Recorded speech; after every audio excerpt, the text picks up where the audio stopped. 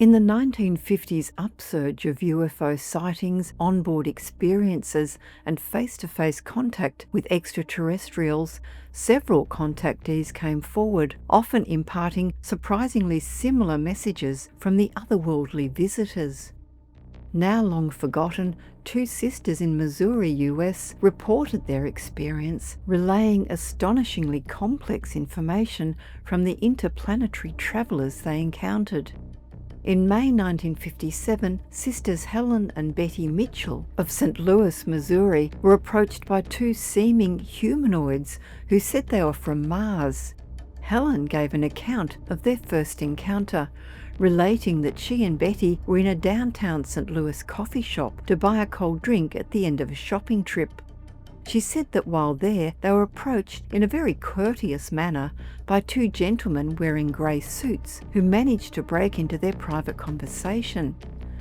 The two beings disclosed that they were from a huge Mayred or mother craft orbiting planet Earth and gave their names as Ellen and Zealous. They informed the sisters that they had been very closely watched by those she called the space people for the last 8 years. In fact, that their progress had been noted off and on, starting from the time of their birth. They had apparently been designated for a special mission on Earth. Despite the fact that the two intelligent and curious women had read up on UFOs, they both immediately thought that they were being played and laughed at the idea. However, the humanoids were not laughing, but serious and stern. Helen said that they then felt strangely shocked when the men recounted to them some incidents from their childhood that no one could have possibly known except someone within their own family. The sisters, they said, had been selected as contacts by the ETs to serve as channels through which they could provide certain information to Earth. The reasons why the space people were visiting Earth, they explained, were to guide Earth along the lines of brotherhood and science. Helen said that she and Betty were quite amazed at their words and noted in particular a kindness and warmth that radiated from the beings' eyes. With a simple glance from them, the sisters said they sensed the vast wisdom and brotherhood which they obviously lived among.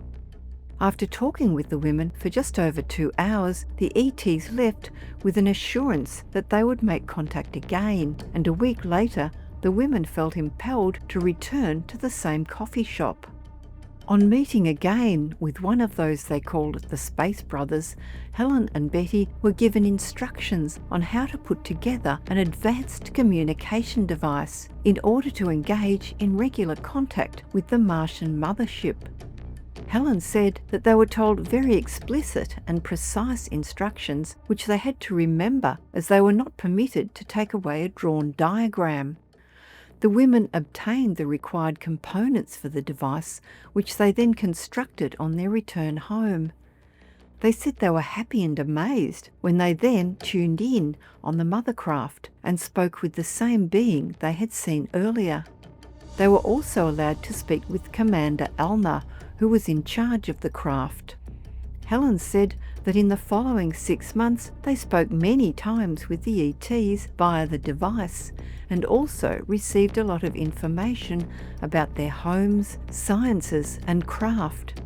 Helen related that in November of that year she was alone in downtown St. Louis on business when she again encountered the space people who requested her to go with them by automobile into Illinois.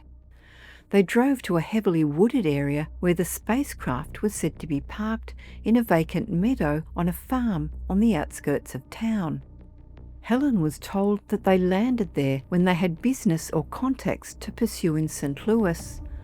There, she observed, settled back behind an old barn, a small circular craft which she estimated to be about 9 feet in height and 38 feet wide.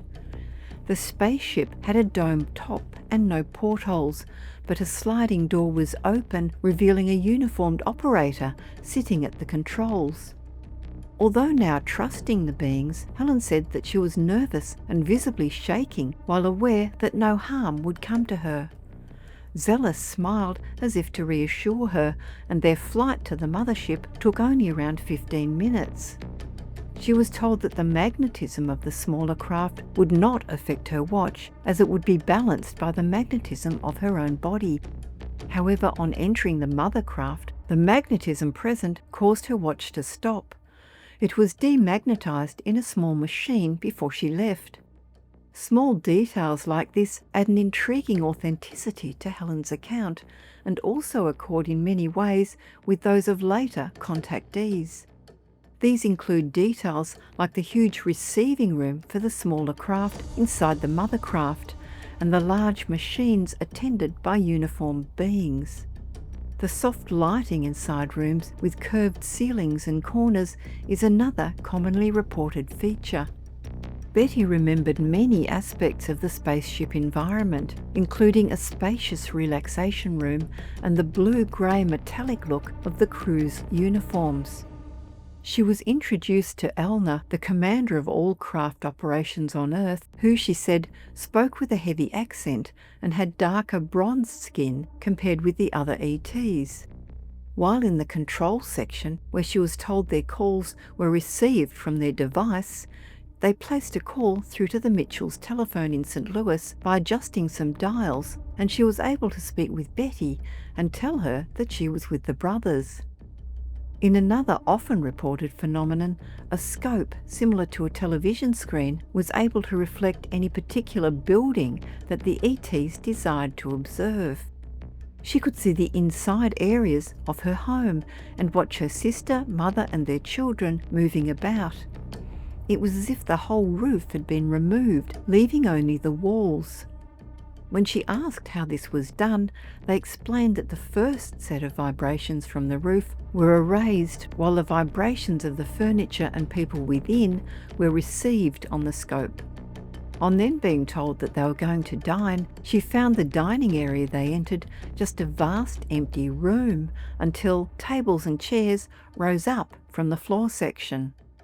After a prayer from Elna in what she called the universal tongue, the group dined, then watched a dance performed by two of the crew. As she left, she observed in a nearby entertainment room some playing a game similar to shuffleboard, but by mind power alone. After Helen's onboard experience, the Mitchell sisters maintained communications with their Martian friends, receiving information on a wide variety of subjects they were instructed to pass on to the people of Earth.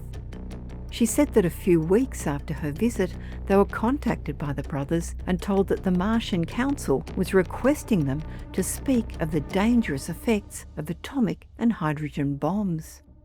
The message stated that Earth's scientists were creating a deadly material which spreads particles of radioactivity into every corner of the planet, and that every human being now carries some degree of radioactivity in their bones and metabolism. In something like an impassioned plea, it stated that the advanced laboratories of Mars have proven the destructibility of such uncontrolled energy, causing deterioration of the molecules of all material things and creating abnormal conditions and illnesses. This somber warning really preempted many explicit cautions from ETs that continue into this century.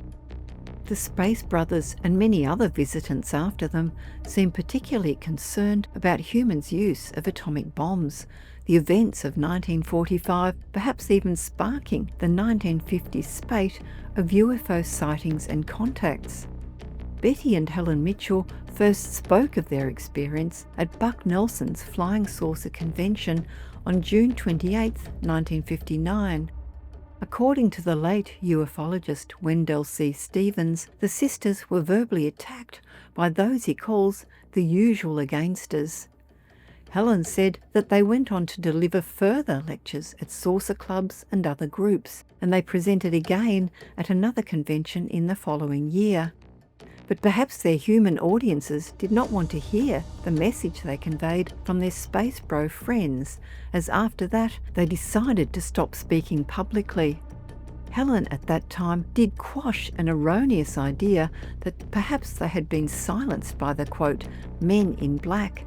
She clarified that they had not been visited by anyone making threats, but were temporarily withdrawing from the saucer field for personal reasons.